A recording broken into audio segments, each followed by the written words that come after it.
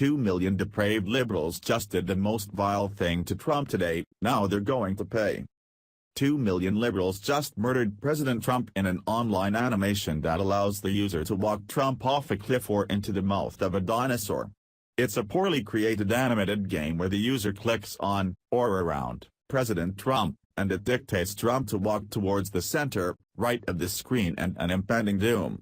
Such demise is met by Trump walking off a cliff, into lava, or into the carnivorous mouth of a dinosaur not approved by PETA. The animation is worse than South Park and not at all humorous. South Park has hilariously bad animation, but it's accompanied by brilliant comedy writing.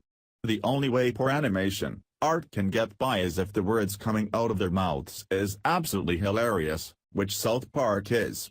This lackey animation looks like a fifth-year gender studies boy switched over to computer classes and this is his first assignment. Not only can the left not meme, but they can't even make a funny game. The left can literally do nothing right. By right, I mean correct. So far 2 million liberals, and myself, and pushed the poorly animated Trump off a cliff or watched the president be eaten by a poorly designed dinosaur. It is like the leftists literally have no skills with computers and no sense of humor. If this lame game was funny, then I would admit to it.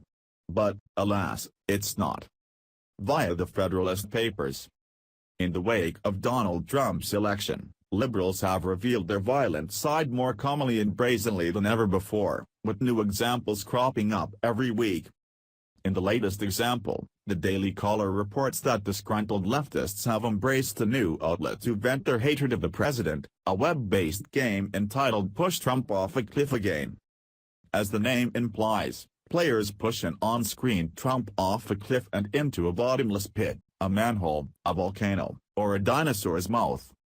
This digital fantasy of presidential murder, which has gotten nearly 2 million plays so far, is the brainchild of Justin Hook, a former writer on the animated adult comedy Bob's Burgers, which liberals have hailed for its alleged progressivism. Is political assassination progressive these days? Apparently so. The game is popular among the enlightened Hollywood set. In the wake of Donald Trump's election, liberals have revealed their violent side more commonly and brazenly than ever before, with new examples cropping up every week. In the latest example, the Daily Caller reports that disgruntled leftists have embraced a new outlet to vent their hatred of the president, a web-based game entitled Push Trump Off a Cliff Again. As the name implies, players push an on-screen Trump off a cliff and into a bottomless pit, a manhole, a volcano, or a dinosaur's mouth. If someone goes through the trouble of making a silly online game of President Trump, then can they at least be smart enough to make something that's worth a good laugh? Or even something that even remotely looks cool? If this was either cool or funny, then I'd even share it. Sure, it has the president on it, but if it was funny, then people would laugh. The problem is that it's not funny and the guy who made it looks like a rookie class creator.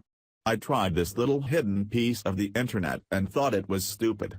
I figured that I had to try it before writing about it. So there I was, making Trump walk into a manhole and I thought, wow, this is stupid. Could we get something that's actually entertaining? Rosie O'Donnell tweeted this lousy attempt at a funny game and the results are hilarious. Typical responses range from clueless moonbits supporting Rosie to more logical people claiming the post is typically stupid or lame. I suppose we should be glad that Push Trump Off a Cliff Again is not Push Rosie Off a Cliff Again. If that were the case, then we might actually feel her hit the ground in real life. The washed up hasn't been relevant since she was in a movie with Tom Hanks and some old-fashioned baseball was being played. It's almost like her life revolves around hating President Donald Trump. When she's not busy posting hateful thing about Trump, then she's tweeting about whales and users are asking if that's her. Then in her replies, she randomly mentions Trump again.